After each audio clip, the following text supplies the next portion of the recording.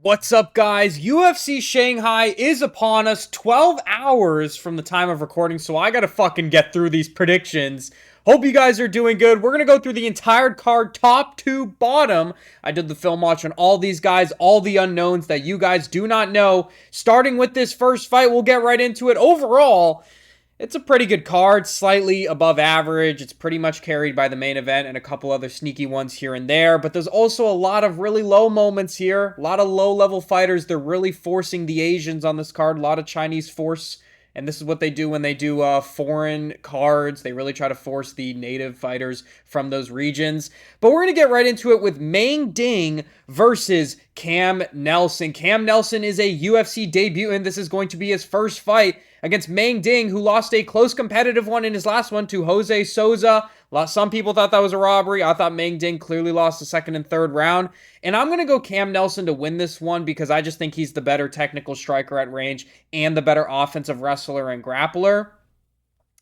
I'm going to go with him to win by submission. Meng Ding is this typical, and you're going to see this theme a lot throughout the card, and it is a real thing. People say stereotype, stereotype. It is a real thing where you get a lot of Asian fighters with like a blockhead, and they have a good initial chin, but they have really bad head movement. And that's kind of the thing with Meng Ding. He has a Sonda background, so maybe he has slightly better head movement than the average one. But typically, he's going to get punched up. He has pretty bad defensively. And so is Cam Nelson. That is the one glaring hole that I've seen in his game. And honestly, I get so fucking sick of it, bro. Like, it's such a repetitive theme with every single UFC debut. And the number one hole in their game is always their striking defense. Cam Nelson is hittable. And I don't think he'll be moving forward a lot in this fight, but I do think he has really good teep kicks to the body if you watch his regional fights. He has really good outside low kicks as well. And then he really does shoot really good. I keep saying really, but he does shoot good initial, or not initial, but reactive takedown. So when Meng Ding is going to start gaining confidence moving forward, off the back foot, Cam Nelson will shoot blast double legs and hold him there on the ground. Meng Ding's really tough, like I said, in terms of TKOs and KOs, but out of his 10 losses, I think 4 of them have been by submission. He is submittable. You can take his back. You can transfer to that position and get rear naked chokes and get dominant positions. He's also just taken so much damage. 45 fights, and he's only 31 years old. I'm going to struggle to pick him in this one. I know he's a little bit bigger. I know he's in home territory, but the crowd will not be there at the beginning. They won't be cheering his name because the crowd's going to be basically empty. It's the first fucking prelim of the night. These are theatrical factors you have to think about. So I'm going to go Cam Nelson to win this one for the reasons that I said. Meng Ding just really did not impress me, obviously, on the Contender Series, nor his last one. And honestly, just in general, Cam Nelson has been a lot more active, and I like that for a fighter at his age. 28 years old, trains with Mike Malott, I believe, at Renzo Gracie. 5 fights in the last 2 years compared to Meng Ding, 5 fights in the last 3. So give me Cam Nelson to win his UFC debut. He's pretty good. Do I think he'll ever be amazing? It's hard to say now, but probably not. Give me him to win by submission. Next up, I forgot my glasses upstairs, but I'm not going to go get them, so we're going to keep going because I'm kind of on a time crunch. I wish I could put the glasses on for this one, but we're really just going to run right through it. First women's fight of the night, Jingnan Zhang versus Julia Palastri. I can't fucking speak. 50-50, but I don't think it should be. I'm going to go Jingnan to win this one. She lost her UFC debut to Angela Hill, but Angela Hill has always been one of the best strikers in the division. In a really crafty event, a really tough out. But I'm going to go Jingnan to win this one. ONE FC is unanimously known for their really good women's fighters in comparison to even just the UFC, but every other regional scene in general. And she really ran through them, 19-3, a lot of decisions, but she's a really good kickboxer for a woman, of course. Okay, we're talking about in comparison to women. And she does have a lot of experience. I know she's 38 years old, but not a ton of fights for 38, so her fighter years are not the worst in the world, and she's going to be a little bit bigger in this fight with 2 inches of height. So I'm going to go with her to win this one. Julia just loses too many fights. She gets smudged a lot, and she just gets outstruck a lot. What can I say? Carolina Kovalchechik or whatever the fuck is not very impressive when she's 40 years old and had a billion UFC fights. So yeah, I'm going to go Jingnan to win this one. It's 50-50, honestly, and she's the underdog. Great, give me this free underdog pick. Yeah, give me her to win a decision. Next up, Lawrence Liu versus Hector Santiago. I watched film on both these guys. It is their debut for both of these guys. Liu was on road to the UFC. And you're looking at 8-1 and you're thinking, hey, he's got a lot of potential. This is bantamweight. He's good. I'm going to tell you off the rip that neither of these guys will really ever be anything. And Lawrence Liu is pretty good offensively. And I mentioned at the beginning, it's every fucking time. You look at the offense, at the bare minimum, it's acceptable, if not good. And Lawrence Liu is good. He has good combos up against the fence. He pressures well. He mixes in a takedown here or there. He has okay kicks on the outside. Just no fucking head movement. If you literally watch his fights, it's so funny. His head is literally like this. It's like Shavkai. He's Shavkai maxing. It's attached to his fucking shoulders, and he like always leans back. His head is like leaned back. He's this long neck. Okay, like he doesn't move his head, and that could be capitalized on by Hector Santiago, who's very dangerous, who has good one-punch KO power. That's probably the best tool in his entire game. But I doubt he lands the shot. Liu just has a lot of range on him. 3 inches of reach, 2 inches of height. Better experience and better competition, road to the UFC, and then just the general regional scene. Where you look at Hector Santiago, he's fighting on Money Moicano MMA and PIFC, and he lost 2 fights ago by RNC, which is a real factor in this fight. Lawrence Liu, although, does he have any subs? I don't know if he has any subs in his career, but again, like I mentioned, he mixes the initial takedown sometimes. He mixes it up, but overall, I don't even think the takedown's necessary. Lawrence Liu, I think, can beat him on the front foot and the back foot in this fight. So give me him to win this one by a decision against the tough Brazilian. He could find a finish. I just doubt it. Yeah, I think we're going to see a good performance from him, 30-27, but then again, like, I know he's young. He's 30, but I know he's young in his career. Time to develop. The lack of head movement is just abundantly painful. So, and he trains at City Kickboxing. So give me him to win this one by decision over Hector Santiago. Next up, Long Zhao, the bucket forcer. He made Cody Garbrandt bucket max versus Francesco Nuzzi. Long Zhao does have to be said, he did not lose his last one. This should be green. This should be a W. He did beat Cody Garbrandt, although with all the fouls, he still did win every single round of that fight. Okay, and he just simply outdid him every single round. And that can be accumulated with the fouls creating openings for him. But really just lackluster in his career. I know he can get the sneaky win here and there like he did against Quang Lee, and he's very hard to finish, again, with this like Asian phenotype where, you know, they got this brick head and they got a very good chin, but not a lot of head movement. He very much fits into this stereotype. And in terms of the offensive technical abilities, he's got an okay outside calf kick, and he puts a jab out there, but no long string combos. I think he gets like 1 takedown per fight. He's not the greatest offensive wrestler in the world. And honestly, that's what I'd be looking for somebody to beat Nuzzi, who only 25% of people are going with, and he's the underdog. I'm going to go with the second underdog of the night already. I'm going to go Francesco Nuzzi to win this one. I know he's had a lot of no contests. You know, he's kicked people in the nuts on Cage Warriors.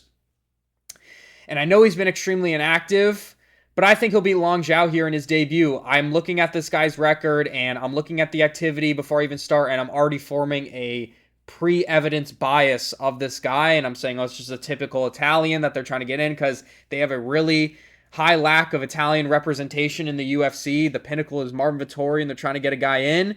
And I watched his PFL film from a couple years ago, and I watched his Cage Warriors film. There's something there. He is a good boxer, and he's really fucking aggressive.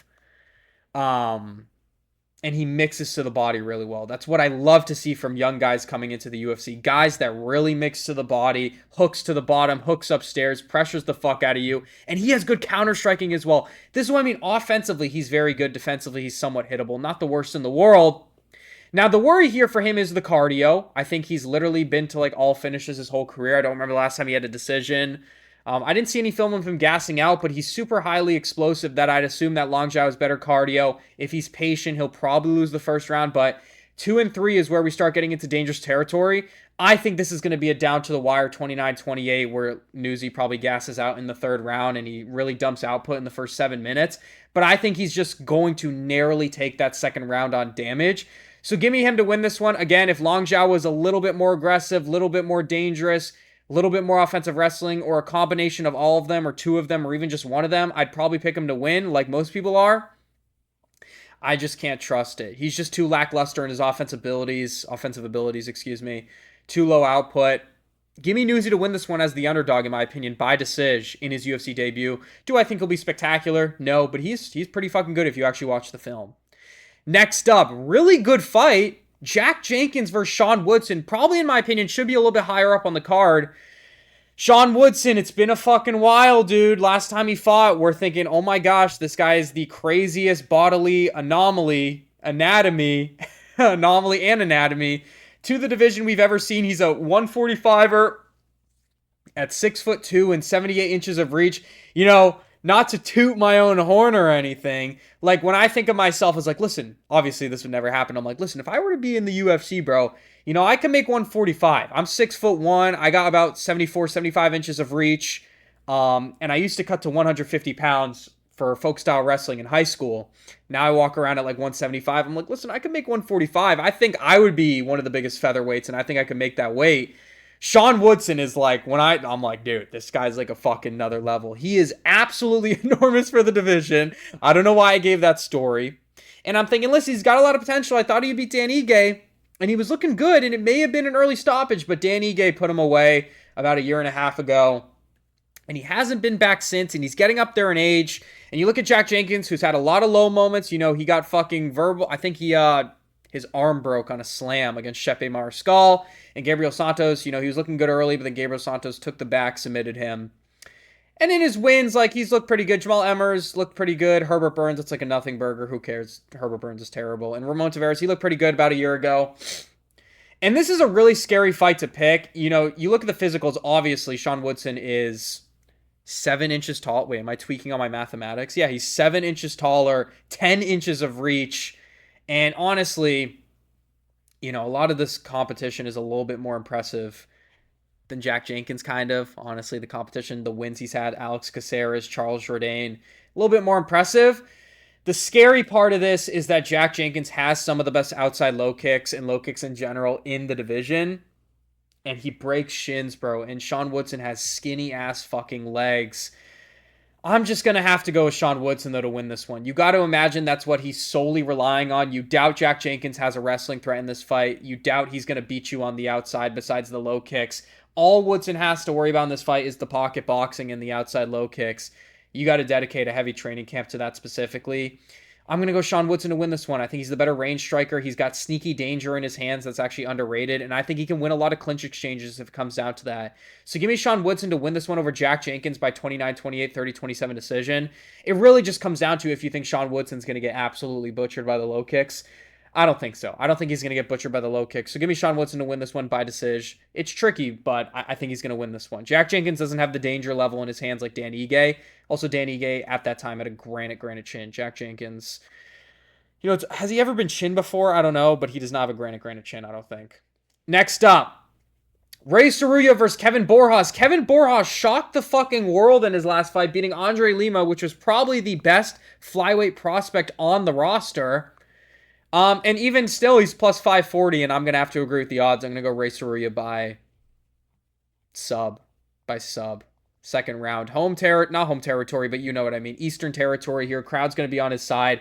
The reason that Kevin Borjas beat Lima is because it was literally the perfect style to beat Lima. He didn't land this big KO shot. He didn't put on this grappling pace. He beat him because it was perfect, because Lima is a notoriously low output fighter that can stuff takedowns, land a couple of his own, and then just out technically strike you for 3 rounds and look really good in the defense, because that's what Lima is. The best part of his game, holy stutter, the best part of his game, I like ran out of breath mid-sentence, is his really, really good defense. Unlike so many of the prospects that I've named throughout the video in every fight prediction, he has really, really good defensive head movement and really good defensive boxing, kind of like a Jack Della Maddalena upstairs and to the body. And we're going to get into that because he's the next fight after this.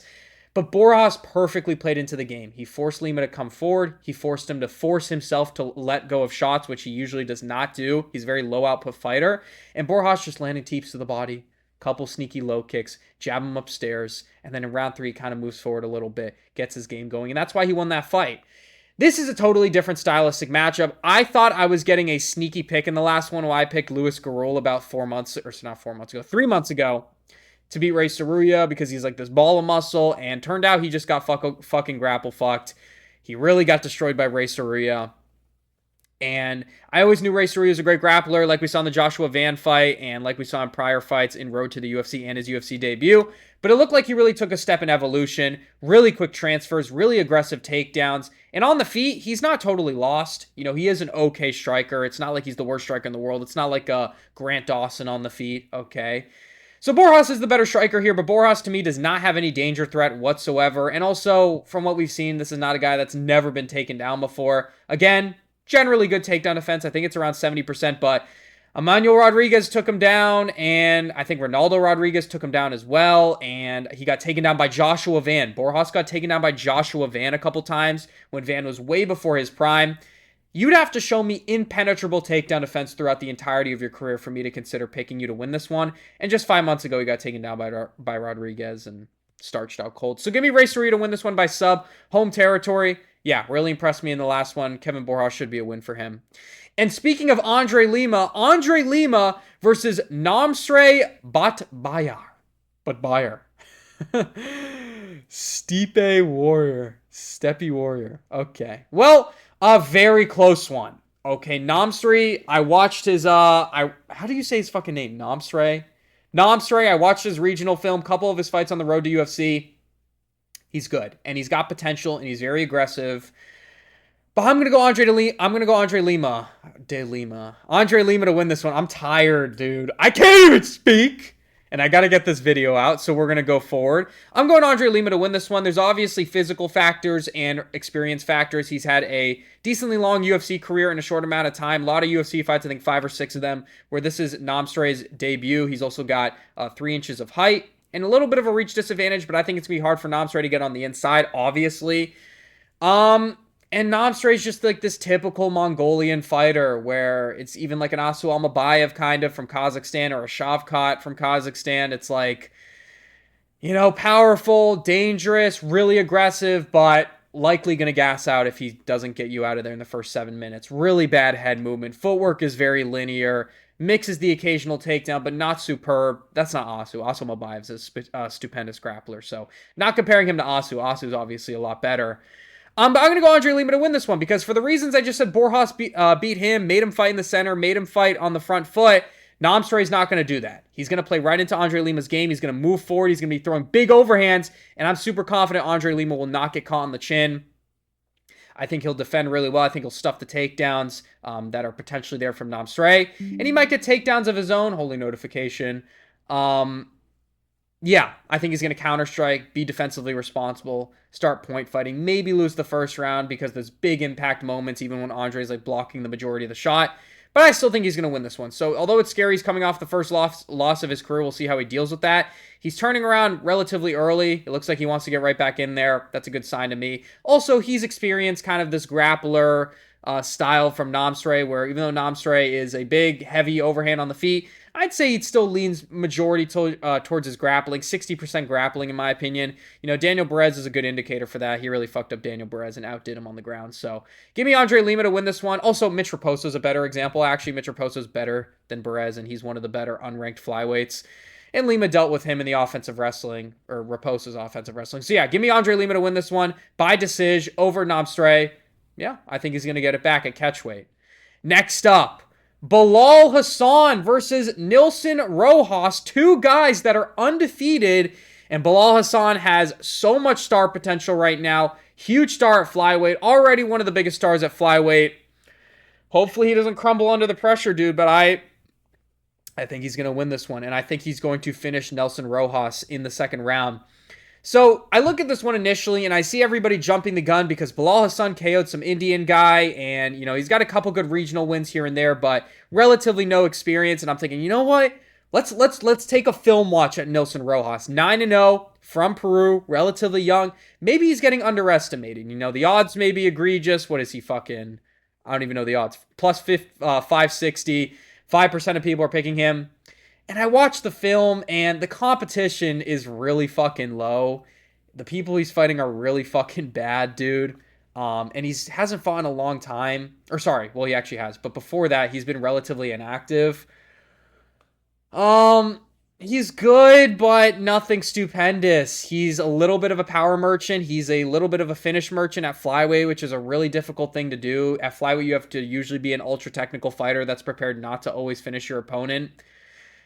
And I just doubt he's going to out technically strike Bilal Hassan, a guy that trains with Demetrius Johnson and is developing his comprehension in the grappling. And I feel like the grappling is the biggest thing he's going to have to worry about in the future because he does have a striking background in its entirety.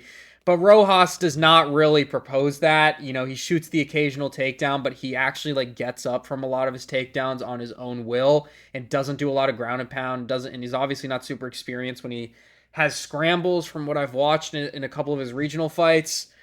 Yeah, so I just think Bilal's going to get the better of him here. A little bit bigger, more fan power on his side, more confidence in my opinion. Give me him to win this one over Nilson Rojas. I like this quick turnaround from both of them, but more so Bilal Hassan just 2 weeks ago. He definitely has stayed in shape the entire time. Yeah, I think he's going to win this one. He might shoot a sneaky takedown and get it. Give me him to win this one. A lot more dangerous, better boxing, in my opinion, better kicks on the outside. Bilal Hassan, give me him to finish Nilson Rojas and extend his star power. Next up, Levi Rodriguez Jr. versus Che Lu. Say Lu. This is embarrassing to be on the main card. This is absolutely a shit fest. Levi, I picked him about a month ago to win his fight against Felipe Franco.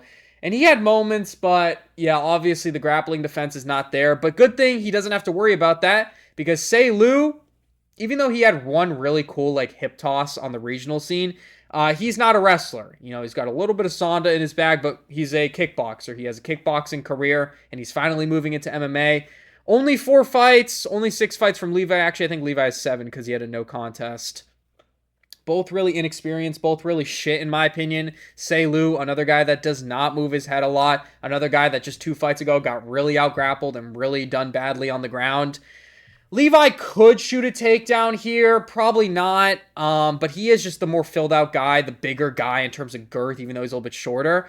But I'm going to go Levi to win this one. The main one is I'm actually going to predict this based on a really, really specific thing, where it's like you have these predictions sometimes where it's like, well, overall, I think this guy has the edge compared to this guy's overall game, but sometimes you have to look at really specific things that you think this guy can capitalize on this one mistake from the other guy.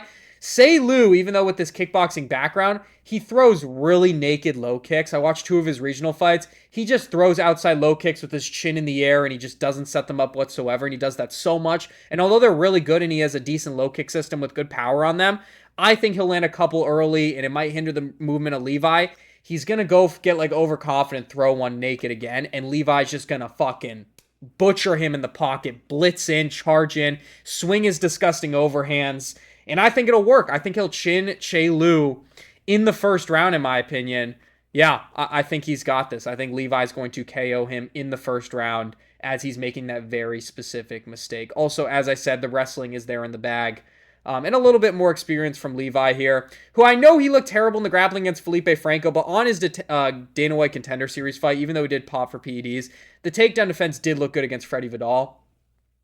Actually, I don't even know why I'm mentioning that. It's not really relevant to this fight, so who even cares? But yeah, give me Levi to win this one by first round KO, capitalizing on a naked low kick from Liu. Next up, Alex Perez versus Sumardarji. I can't even speak. Sumardarji. The rematch.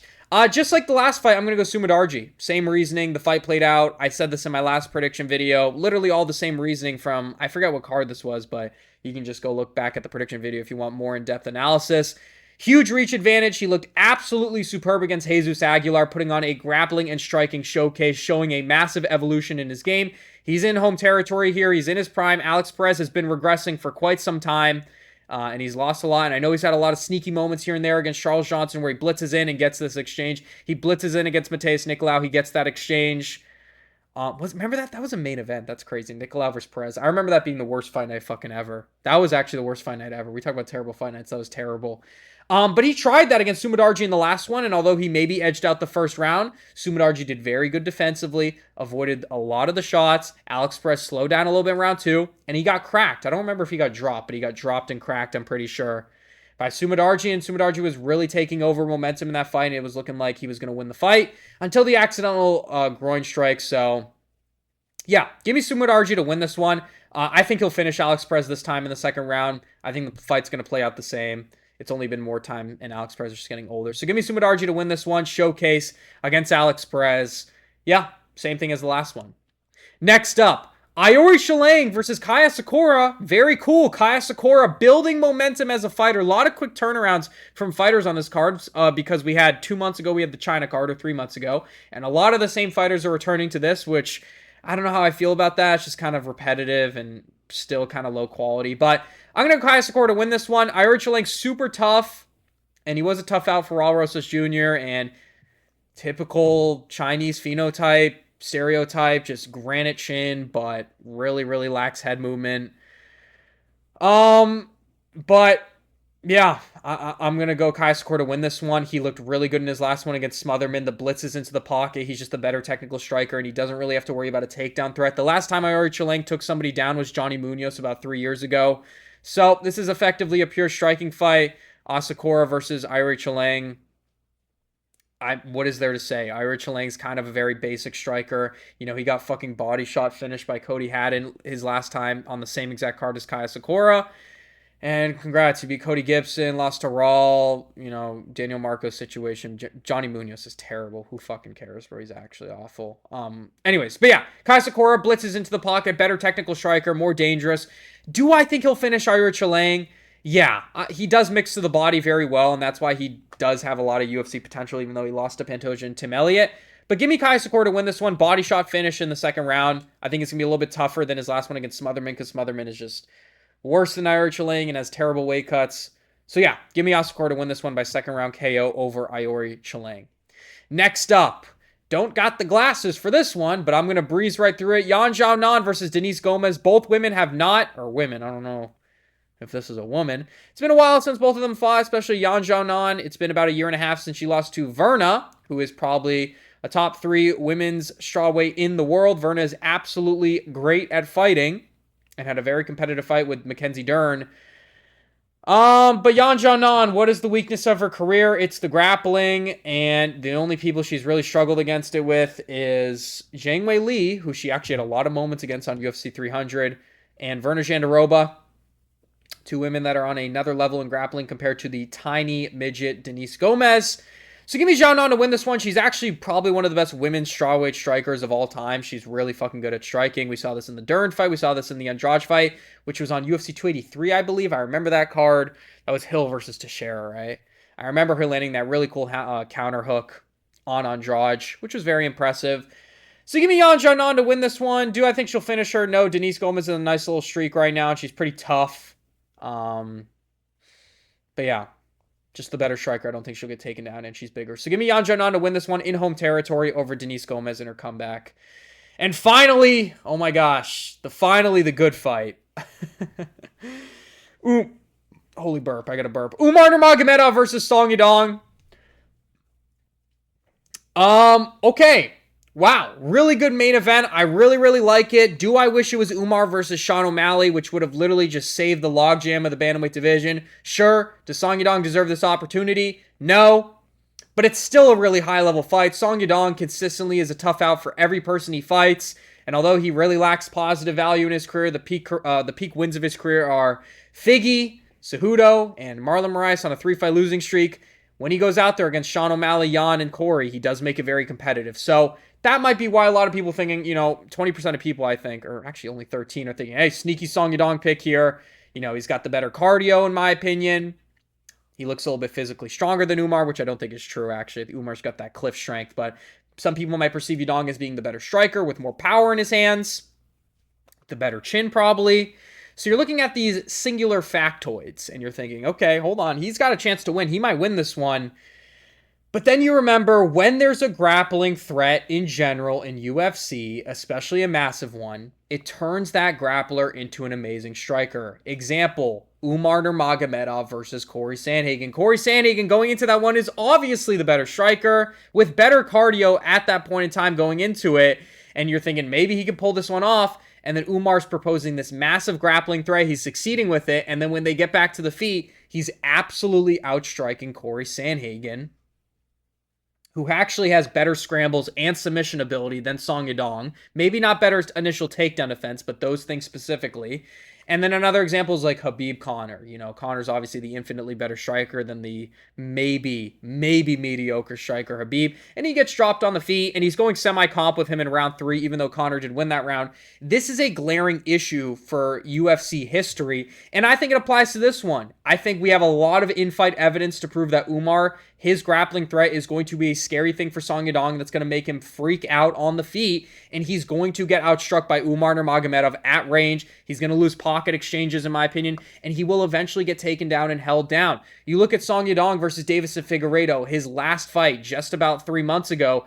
Deiveson Figueiredo, a guy that's worse than Umar at everything at this point in time besides like power in his hands, his grappling threat to Song was so immense, like that guy, his grappling threat was so immense to Song that Song was afraid to engage in the pocket in round 1, and he got outstruck at range. He got his body kick he got fucking body kicked. He got his body ripped off by a Figgy body kick. Okay? He got outstruck by Figgy, and that's the reoccurring theme. You look at Henry Cejudo, and this one was probably the number one piece of evidence for me picking this fight. My greatest tool in picking this fight was rewatching Song Yadong versus Henry Cejudo, and I remember watching that at the time. I think that was UFC Seattle a few years ago, right?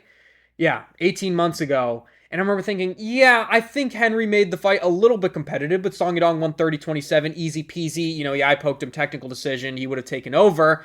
I rewatched the fight. The first 2 rounds were really fucking close on the feet. Really fucking close, okay?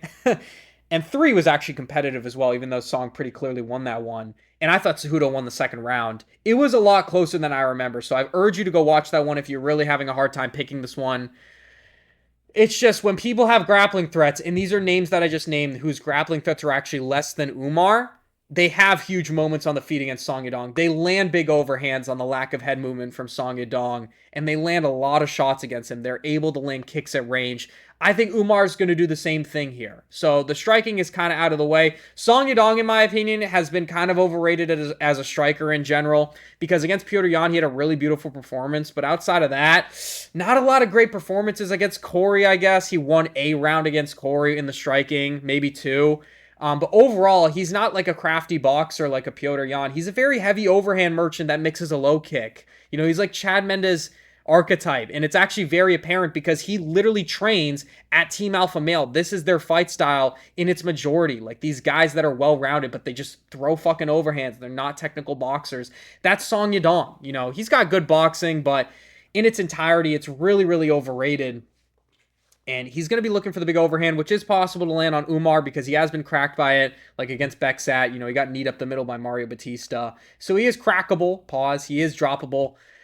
I just think it's going to be so hard for Song Yadong at range. I just think he's going to get fucked up on the back foot, the front foot, in the middle by Umar at range. Umar's footwork is so good. And then in terms of the grappling, which is the main thing that we have to get to here, Umar will find takedowns. The takedown defense of Song Yadong is such a myth and such an overrated thing. Now, it's good, don't get me wrong, but it is overrated. It can be good and simultaneously overrated as well.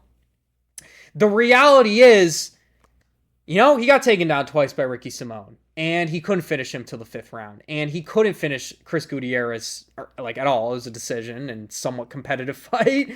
And, you know, he got taken down twice by Petr Yan, and he got taken down by Corey Sandhagen. You know, you can take the guy down. You can take the guy down. It's not impenetrable. And Umar is probably the second best offensive wrestler that Song has ever fought. I think Yan's a better offensive wrestler than Umar. But the difference between Yan and Umar is although Yan has better entrances and they're sneakier and he has better offensive wrestling in general, Umar is higher output with the wrestling, and when he gets it, he's going to hold you there, okay? Like I mentioned early in the explanation, if you're paying attention, although Song probably has better takedown defense than Corey Sandhagen, which is a comparable matchup and evidence based on Umar's prior career, he's not as good of a scrambler, and he does not have a submission threat. Even though he submitted Figgy, that's just dumb from Figgy. I don't even know what that was. That's not happening with Umar. Those are two things that Corey had that Song Yadong does not, and I just think when Umar gets him down, he's going to hold him there really well. He's going to hold him there really, really well. And I know the cardio is the scary thing with Umar, you know, slowed down against Mario, gassed out against Marab, but you also have counter evidence like the Corey fight where his cardio looked really good and the Beksat grappling cardio looked really good. So it's kind of a toss-up how the cardio is going to look, but you got to imagine he's making improvements. This is what he has to work on. I think he'll beat Song Yadong. I think when they get up from grappling occurrences, he'll have time to recover on the feet at range against Song Yadong. So give me Umar to win this one. Song Yadong just too consistently outstruck in his career. O'Malley, Petr Yan, Corey, all guys that outstruck him. And then just like fucking comp with Gutierrez and comp with Cejudo and losing to Figgy on the feet. You know? So I'm going to Umar to win this one by decision, 49-46 in enemy territory. Are the odds a little bit egregious? Yes. Is Song Yadong in theory a nightmare matchup for Umar? No, he's not a nightmare matchup. Maybe he's like a good dream, but there's like a bad moment in it. It's going to be tough, so I get why people might be picking him, but I feel like if you really delve into his career piece by piece, it's like, you know, maybe the aura of invincibility that Song Yadong has isn't as good as you think. So give me Umar to win this one against Song Yadong. A little bit more momentum. Nurmagomedov corner. Just the better technical striker and the better grappler. So give me Umar to win this one by decision. And that is all, guys. Hope you enjoyed the video. Gotta upload this quick because the card starts in about 11 hours. Until next time.